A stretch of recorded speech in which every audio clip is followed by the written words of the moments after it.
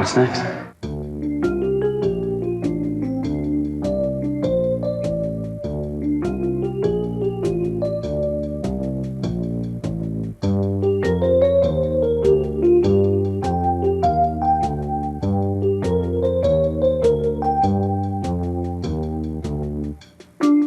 As you can see around me, we've got models. A lot of them are built in the three-dimensional world. It's starting to change now. We're starting to do models, digital models.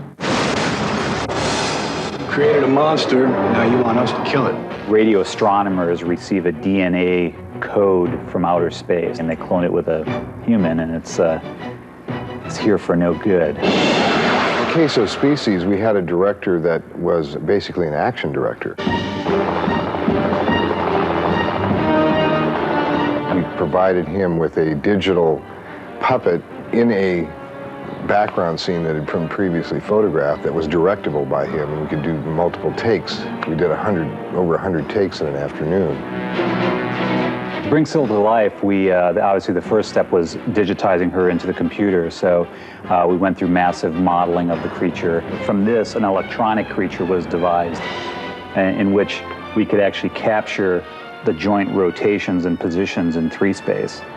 At that point, we could have puppeteers actually do the motion, capture that animation, and then bring that through the animation process using kinemation. With Alias and Wavefront, it's getting people interested in digital as a medium for film.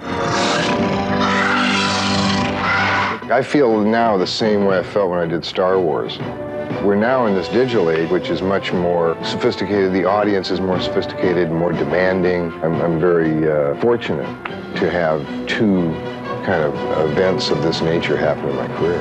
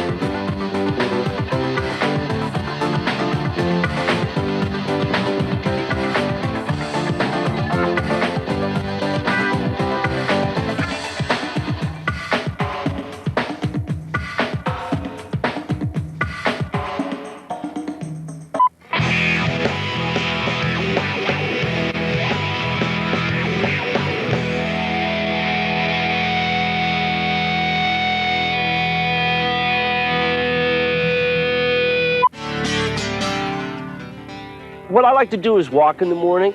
It's great for your brain when you get out in the air in the morning and you see all this stuff and you get juices flowing. I came up here a lot when I did Batman. Gotham City, the idea of creating a model that would be large enough to allow us to get the scope of the shot that actually ended up in the film was impractical. The obvious solution to this was to create a CGI city. The toughest thing that we did on the movie was probably the fall. It's a completely computer-generated image. We used Wavefront material to do the animatic for it, Alias, to do the modeling and rendering of the image of the building which went in the background. It was a real challenge, it was a real breath holder, and it went down to the wire. And it worked. My experience with Batman and the Wavefront and Alias software that I used in that environment is that it is a lot more intuitive process. You didn't have to go all the way back to the basic model in order to change an animation. There weren't as many circuitous routes to achieve an end result. And obviously it's faster. And I think that's critical. Education, that's what I need.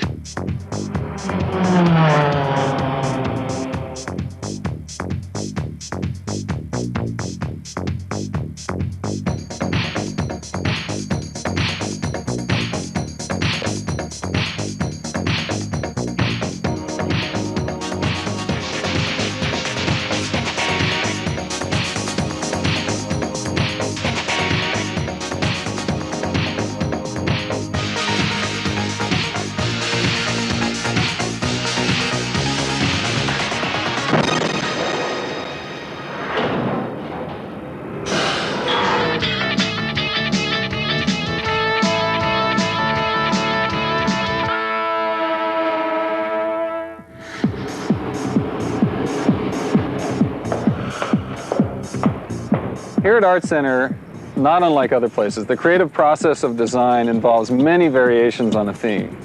Typically, the more exploration you can do in a certain direction, the sooner you can come up with a point where you say, yes, this is a good design, continue. No, don't continue. The better off you are at coming up with the best solution. One thing that the software and the tools that we use in the digital realm enable us to do is explore broader applications of design or experiment more broadly with design in newer ways that the traditional tools will not allow us to do. In the digital experimentation areas, you can stretch, you can change color, you can explore form, texture, any of those numerous various explorations can happen. Designers love to sketch. With Studio Paint, they can sketch just as well and have more freedom to explore and experiment than they were on traditional paper. What we're able to do with Studio Paint is many variations quickly, ultimately coming up with the best theme, the best concept, and then take that further into 3D as smoothly as we can. And in our experience, Alias has great modeling tools that allow our designers to explore their creative vision in many new and interesting ways.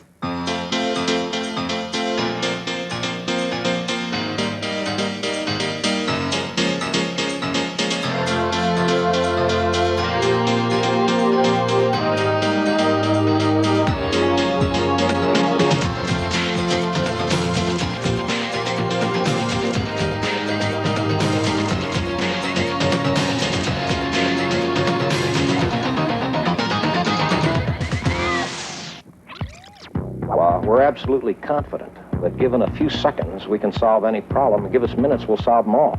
13. I think what interests me about visual effects is kind of fooling the audience. So the type of shots I enjoy are the ones that don't look like visual effects. Dive! Dive! Crimson Tide for me was about texture and lighting. Since Tony Scott, the director, is a lighting cameraman, that's what he was about. And so the most important thing to us was to be able to integrate the digital objects such as torpedoes, wakes, bubbles into film backgrounds, which were the model photography. So that's where about 90% of our energy went, was producing beautiful textural type images that would work on screen to his liking. When you're underwater, it's very difficult to see even a third of the length down an Alabama or a Trident type submarine. So in order to show the sequence, Tony decided to use the torpedoes as kind of like the arrow between the two opposing groups.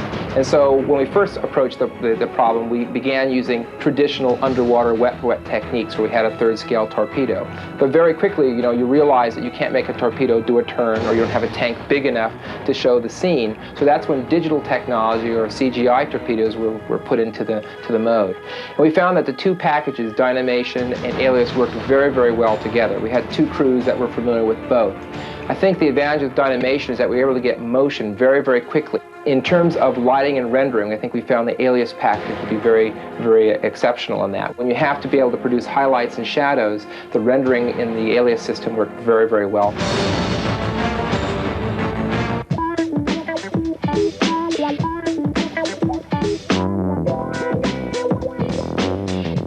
Alias, Wavefront have been two SGI partners for, 10 years, since the beginning of the company. We know them like we know ourselves, like like brothers and sisters of the family. The cultures are similar, the technology they're working on is similar, they know our systems, we know their applications, we sell to the same customers, kind of a natural, really. This is like three of the most high growth, highly successful technology visionary companies in the industry getting together and going, hey, what can we do now?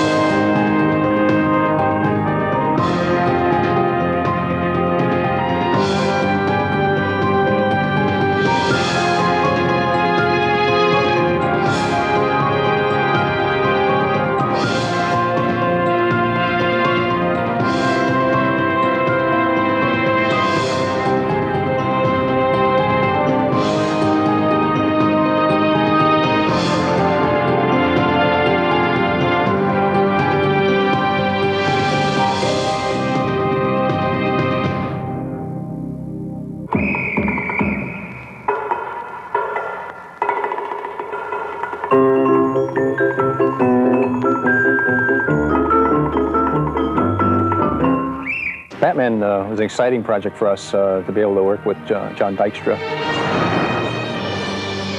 Things that they wanted us to concentrate on were the bat signal pieces, and it was something that became a centerpiece to the film. It's a real team effort with the software companies. We've had a long relationship with Wavefront and Alias. There's a real sense of confidence that we call, and we're in the middle of production and there's a problem, that they're really able to jump right in there and roll their sleeves up. Places that we didn't think that we were going to be able to even get a job done, we're able to handle, like this Herbie Hancock video.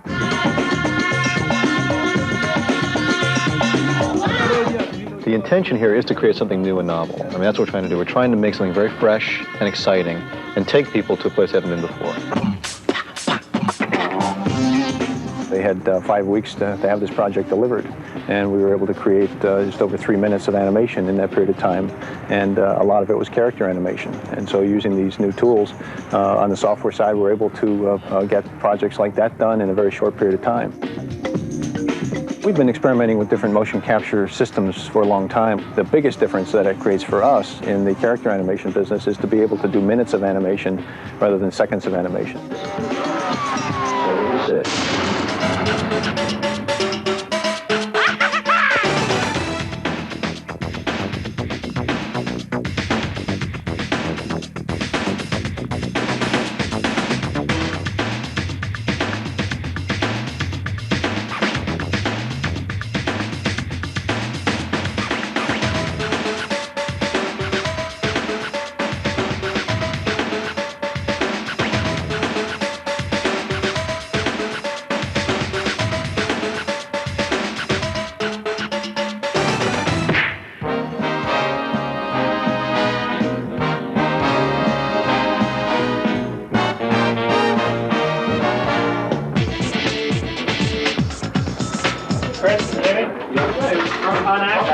This is probably one of the biggest computer games that's ever been put together, but the scale of it's definitely on the scale of a movie. I mean, we've got the equivalent of, and this is a $10 million production when it's all said and done. It's a big endeavor, and that's one of the reasons why we've been going to bigger and more professional tools, is to help us get it out on time, on schedule, and look great.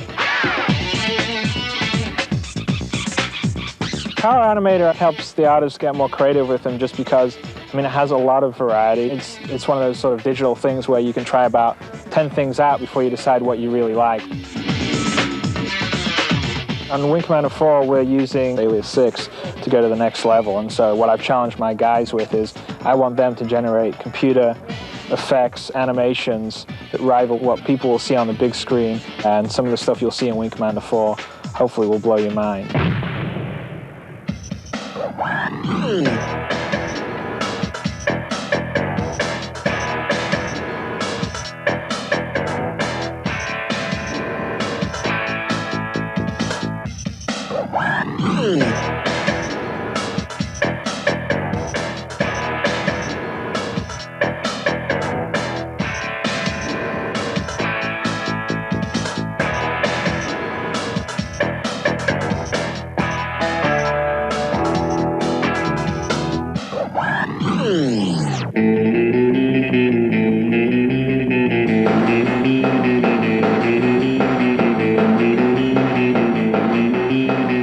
In a lot of the projects that we have to do at our facility, we have to do something that's usually on the edge.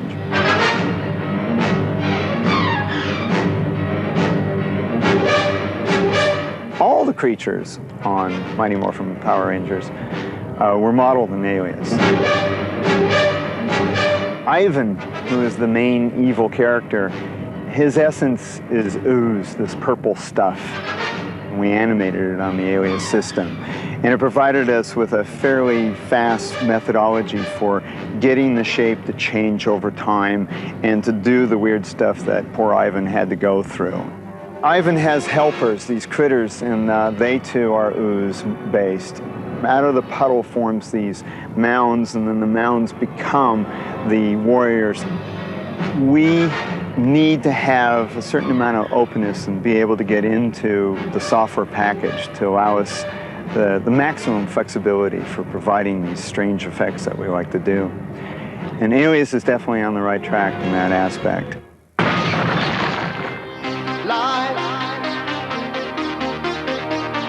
life will never be life.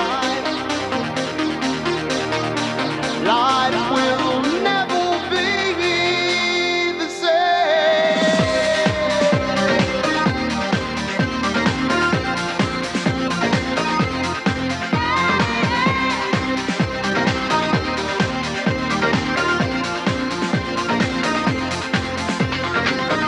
Time is getting cold. What is going on? What is on your mind? Are your feelings gone? Need to see it clear. Where do we go?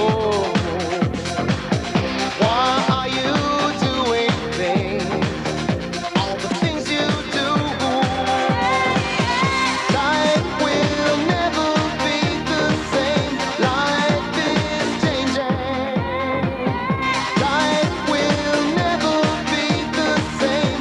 Life is changing. Everybody needs somebody to love, to love. Everybody needs somebody to love, to love.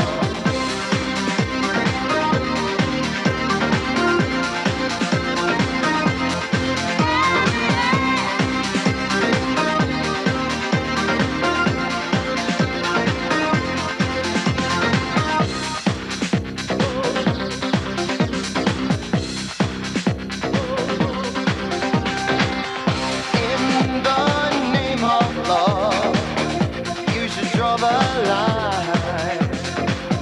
Got to feel secure that you're still mine. Life will never be the same. Life is changing. Life will never be the same. Life is changing. Everybody needs somebody to love, to love. Everybody needs somebody to love.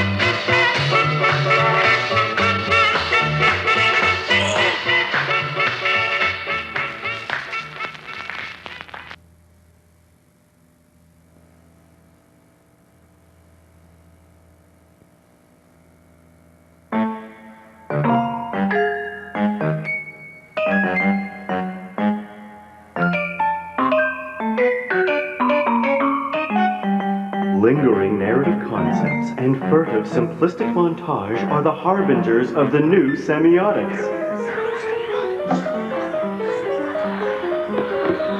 But language as a patriarchal construct of insipid teledildonics obscures the struggle for representational power and ideology. No. No. We project prefrontally the super-societal oppression of convergent transaction with art. Convergent transaction with art.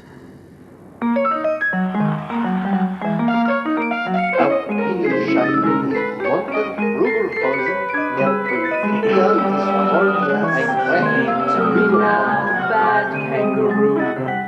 Speak to me now, bad kangaroo. Speak to me now.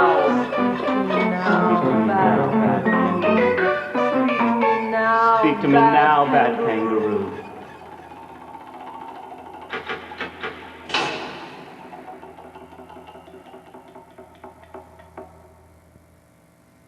Well, What do you mean?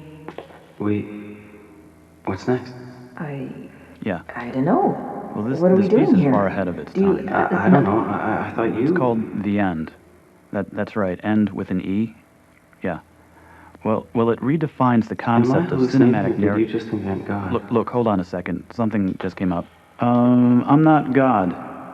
I'm an animator. This is an animation. Your character's in this animation.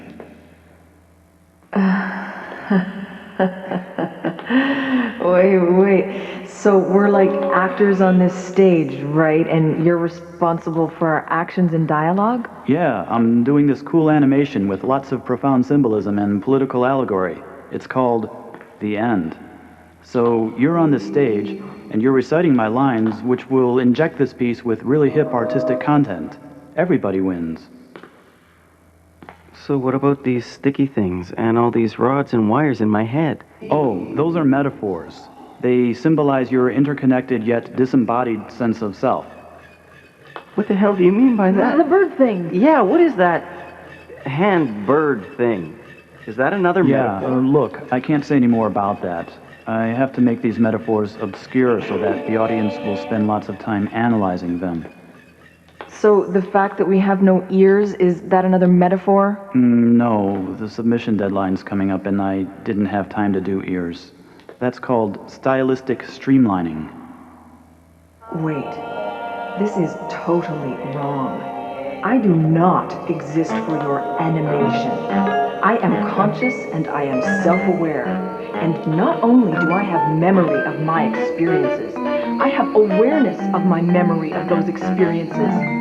If anything, I am creating you. You had no choice but to create this animation, okay? I have free will. Okay, I'm back.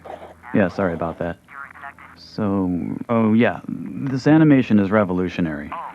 It profoundly redefines the concept of cinematic narrative.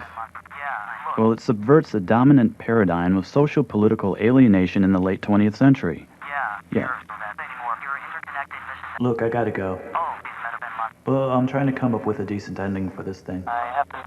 Well, yeah, I have some ideas. Yes, for the ending of this animation. What kind of ideas? Okay, here's my favorite idea. There are these two hammers poised on the stage, right?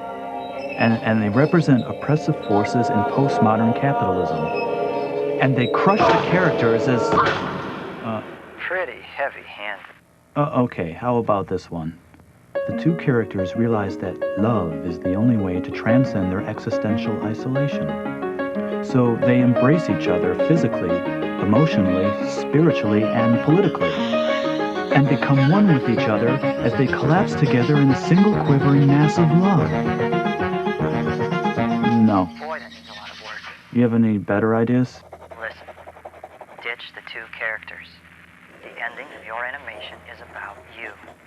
Me? What do you mean? I mean, you are a work of fiction in your own animation. That's a lame idea. Stick with me here. Your actions and your memories are created for you. Because I'm fictional. You're fictional. So you can suddenly change form. So I can suddenly change form at any time, yes. I can become... 30-year-old white male and not even realize it. Or I can become a young Indian boy, or an old man and never notice the change. But in my old age... I realized that I'm a work of my own fiction. Then I realized that as a work of my own fiction, I can create my own ending.